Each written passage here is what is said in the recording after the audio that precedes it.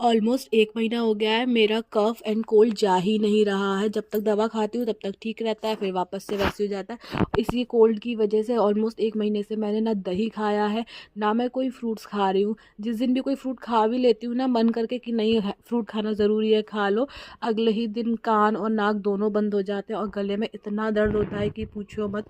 इस वजह से मैं बिल्कुल भी ना सैलेड भी नहीं ले पा रही हूँ। हालांकि सैलेड मुझे पसंद नहीं है, बट ठीक है, दही फ्रूट सैलेड मैं कुछ भी नहीं ले पा रही हूँ। और 1 महीने से केवल रोटी सब्जी पे ही मैं चल रही हूँ। कोल्ड की वजह से मैं इतनी परेशान हो गई हूँ, मुझे रात को सांस नहीं आती है सोते टाइम लेटने पे। पर अब क्या कर सकते हैं, ज़्यादा हार्ड दवाइयाँ भी नहीं ले सकते। बस कुछ ही दिन की बात है, फिर सब कुछ ठीक हो जाएगा।